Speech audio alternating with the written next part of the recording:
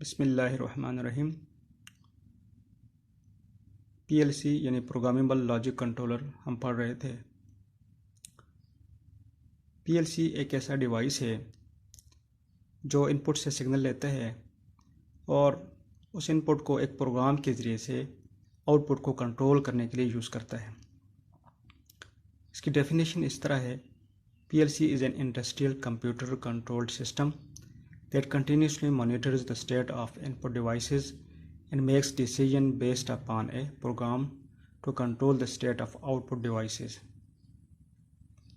यानी input signal sensor से हो सकता है, एक्चुएटर से हो सकता है, कोई भी इनपुट सिग्नल जो पीएलसी को मिलता है उसको ये ले करके प्रोग्राम के ज़रिए से आउटपुट को की स्टेट को कंट्रोल कर सकता है। आउटपुट में किसी वाल्व को ओपन कर सकते हैं, किसी मोटर को चला सकता है, इसी तरीके से किसी बल्ब को, लाइट को ऑन ऑफ कर सकता है। मुख्तलिफ ऑपरेशंस जो इसको आगे हम डिटेल देखेंगे उसको परफॉर्म करता है।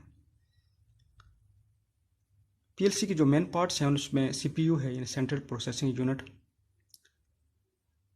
ये मेन पार्ट होता है जो प्रोग्राम को कंट्रोल करता है और इनपुट को, आउटपुट को मॉनिटर करता है। सीपीयू इसका मेन पार्ट होता है, जो ये इसको हम कंप्यूटर कहते हैं, ये सीपीयू होता है। तो ये पीएलसी के अंदर भी कंप्यूटर होते हैं जो कि इसका सारे फंक्शनैलिटी को कंट्रोल करता है।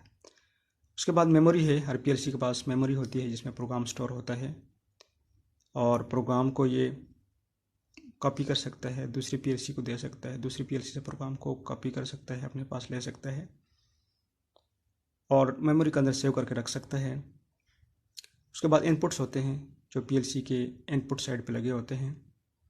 उसमें इनपुट में स्विचेस हो सकते हैं, बटन हो सकते हैं और इसी तरीके से हमारे पास सेंसर हो सकते हैं,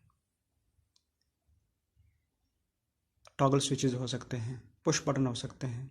बहुत सारे इनपुट्स हैं जिसको हम आगे डिस्कस करेंगे। फिर उसके बाद आउटपुट्स इसके साथ लगे होते हैं, इसमें फ़ैन हो सकता है, मोटर हो सकती है।